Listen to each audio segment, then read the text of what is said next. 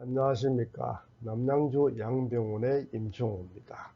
오늘은 항문주의 농양과 치료에 대해서 말씀을 드리겠습니다.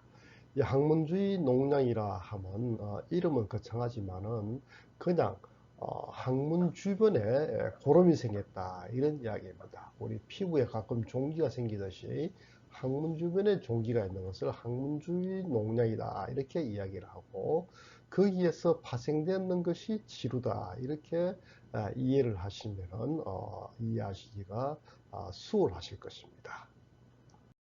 이 그림에서 이 왼쪽에 보시는 것이 항문주의 농양이고 오른쪽이 치료입니다.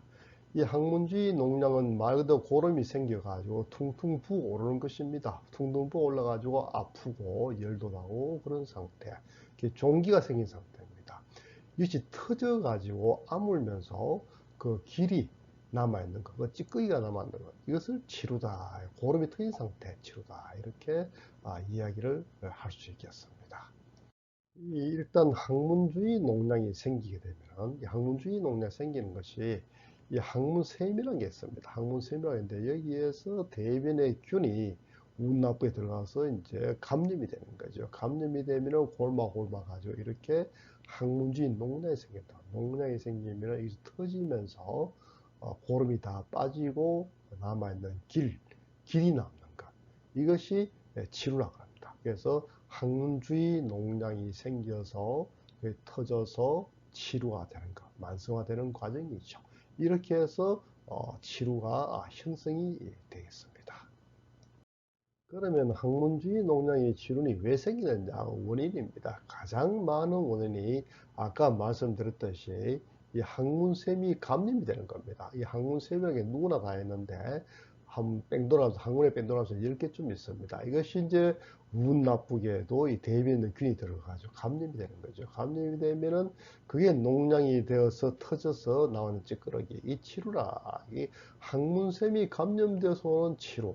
이것이 이제 가장 많죠. 대부분이고, 그 외의 치료들이 외상에 의해서, 치열이 있어서, 그 다음에 결핵균이 있어서 결핵성 항문 치료가 있는 거죠. 결핵성 치료, 그 다음에 방성균 때문에 오는 치료, 그 다음에 크론병 때문에 오는 치료가 있습니다. 크론성 항문 치료, 이렇게 또 여러 가지 치료 원인이 있겠습니다. 이 치료를 자세히 보시면 항문 속에 이 내구라는 게 있습니다. 1차구죠. 내구고, 그 다음에 쭉 나오면 원발소라는 게 있습니다. 원발소가 이 뇌관략근, 뇌관략근 사이에 대개 위치하는데, 이 원발소가 가장 중요합니다. 치료 수술할 때는 이 원발소를 없애줘야지 재발을 방지하게 되겠습니다. 그리고 쭉 길이대 나오면서 외구 2차구가 있습니다. 그래서 치료는 내구, 원발소, 외구 이렇게 구성이 되어 있습니다. 우리가 병원에서 치료 환자들을 보면은 여자분보다는 이 남자분의 치료가 더 많이 생깁니다. 왜 그런가 하면은 이 남자들의 이 항문샘이 아주 깊이 위치하고 있습니다. 그래서 분비물이 잘 빠져나오질 못해서 잘 고음게 되는 거죠. 네, 관략근이 튼튼합니다, 남자가. 그래서 이 역시 분비물이 잘 빠져나오지 못하게 만듭니다. 또 술을 자주 마시기 때문에 그로 인해 가지고 면역력이 저하됩니다. 이러면 감염이 될 확률이 높아지는 것이고, 또 술을 자주 마시게 되면 잦은 설사를 하게 됩니다. 설사를 자주 하게 되면 항문 점막을 손상시킬 수도 있고, 그러면은 그게 균이 들어가서 감염될 가능성이 많습니다. 이런 여러 가지 원인으로 인해서 치료는 남자에게 더 많이 생긴다 이렇게 볼 수 있겠습니다. 그리고 병원에 오실 경우에 항문주의 농양이 있는 경우와 치료가 정상이 조금 다릅니다. 짐작하시겠지만은 이 농양이 생기게 되면 항문이 붓습니다. 붓고 아프고 열나고 이 터지면 고름이 나오는 거죠. 이런 증상으로 병원에 오시게 됩니다. 그리고 피검사, 혈액검사를 해보면은 염증세포의 백혈구가 아주 올라가 있습니다. 그 치료의 경우에는 밖에 외구라고 구멍이 있습니다. 여기에서 가끔 고름이나 분비물이 나오게 되고, 가끔 아파지는 것이 항상 아프진 않습니다. 또 만져보면은 이 외구가 상당히 딱딱하게 섬유화되어 있으나 만성화되어 있는 거죠. 항문 주위 농양과 치료는 증상이 좀 다릅니다. 이제 항문주의 농양하고 치료의 대체적인 치료인데, 이 항문주의 농양 골마서 올 경우에는 일단 째야 되는 거죠. 째서 고름을 빼주어야 됩니다.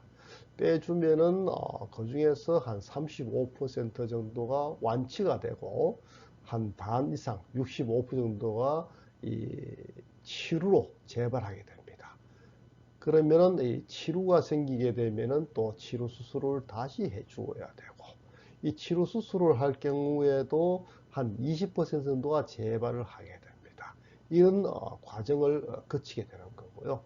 어떤 분들은 이 치루가 생겼는데 별 증상이 없다고 해서 방치를 합니다.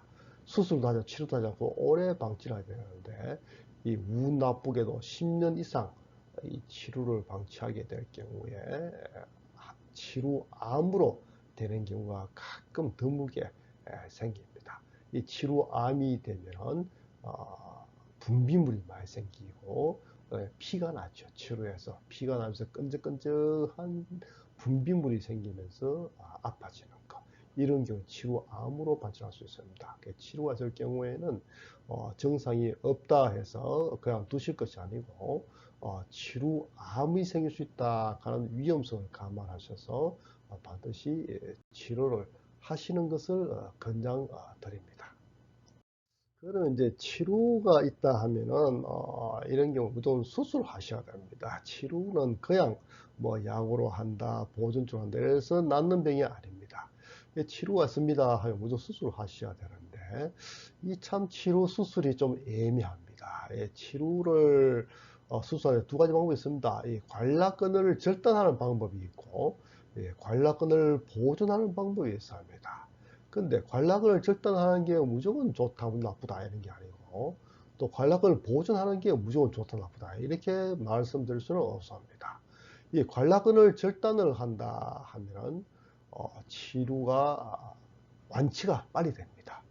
완치가 빨리 되는데 환자분들 좋아하죠. 빨리 나아지니까. 수술도 두 번 할 필요 없습니다. 한 번 끝내버리는데, 그 대신에 관략근을 절단하면 나중에 대변이 새는 경우 이 변실금이 될 가능성이 많은 거죠.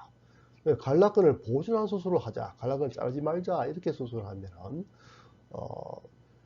대변이 새고 이런 경우는 거의 없습니다. 관략근을 보존하면. 그 대신에 재발한다든지 몇 번 더 재수술한다든지 이런 경우가 생기게 됩니다.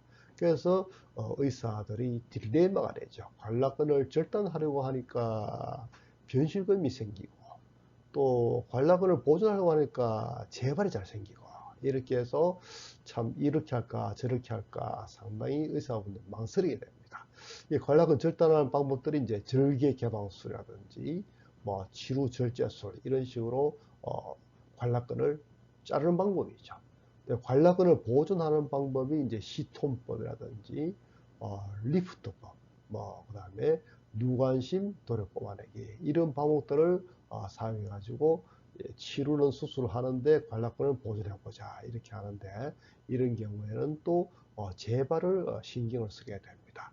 이 중에서 어떤 수술을 선택할 거냐, 그거는 그 의사의 경험과 그 다음에 선호도에 따라서 결정이 되고, 또 환자분들의 의지에 따라서 나는 무조건 치료를 완전하게 낫고 싶다, 그러면은 빨리 낫고 싶다, 그러면은 관략근을 절단하고, 나는 시간이 걸려도 좋다, 재발을 하더라도 나는 감수하겠다, 관략근만 자르지 말아달라, 그러면은 이 관략근 보존술로 하고, 이렇게 이제 결정을 하게 되었습니다. 치료 수술에서 가장 간단한 것, 가장 확실한 방법이 이 절개 개방술입니다. 이렇게 치루 따라 기구를 넣는 거죠. 기구를 쭉 넣어가지고 이렇게 쭉 자릅니다. 쭉 자르면은 치루 길이 없어져 버리죠. 없어져 버리면은 치루가 완치가 되어버립니다. 아주 빠르고 아주 간단한 수술 방법. 이게 절개 개방술입니다.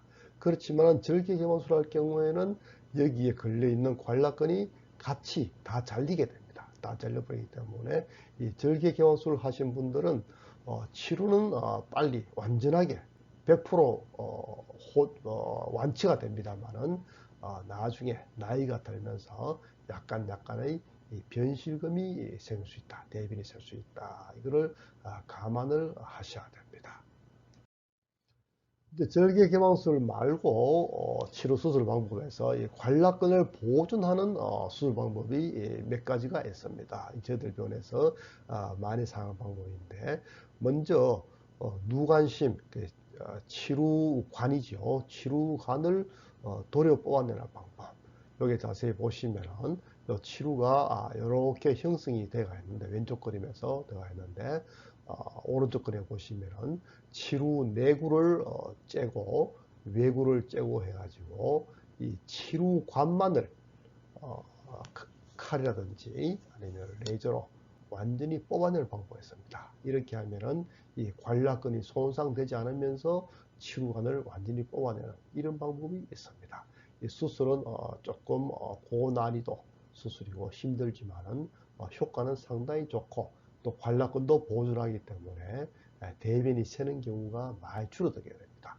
이것이 누관심 도려 뽑아내기 방법입니다.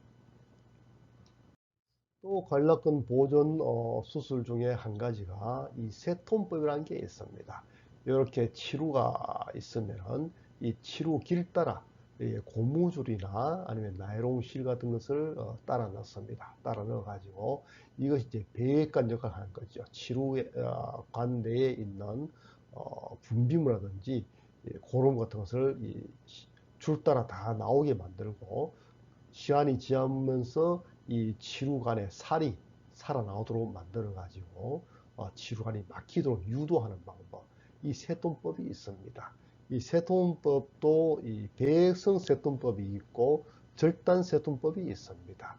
이 배액성 세톤법은 이 관략근을 보존해서 하는 수술 방법이지만은 절단 세톤법은 완전 절단 아닙니다만은 어느 시기에 가서 관략근을 잘라내기 때문에 약간의 변실금을 유도할 수 있는 그런 방법이다 되겠습니다. 이것을 세톤법이다 이렇게 하겠습니다.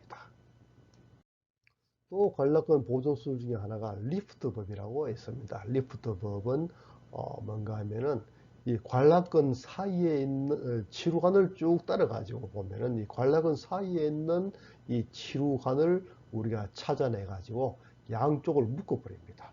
잘라 가지고 묶어 버리면은 치루관의 균이 들어오는 경로를 차단해 버리는 거죠. 이렇게 하는 것을 리프트법이라고 하는데, 최근에 이 방법을 많이 사용하고 있습니다. 이게 또 일종의 관략근 보존 치료 수술법인데 어느 정도의 효과를 보고 있습니다. 이와 같이 여러 가지 이외에도 여러 가지 관략근 보존해서 하는 치료 방법들이 여기에 변형이 돼서 많이 사용되고 있습니다. 그래서 어떤 수술 방법을 쓰는지 간에 그 변형된 방법이 많습니다만은 제가 생각하는 치료 수술의 기본 원칙은 뭔가 하면은 이 관략근을 보존해 주자. 비록 치료가 재발을 해가지고 재수술을 하는 한이 있더라도 나중을 위해서, 나이가 많을 때를 위해서 이 관략근은 반드시 보존을 해서 수술하자. 이것이 저희 치료 수술의 기본 원칙입니다. 그러니까 여러분들도 치료 수술할 때에 재발 가능성을 귀찮아하지 마시고, 재발을 한다 하더라도 가급적 관략근을 자르지 말아 달라, 보존해 달라, 이렇게 결정하시는 것이 나중을 위해서 도움이 되는 방법이 되겠습니다. 감사합니다.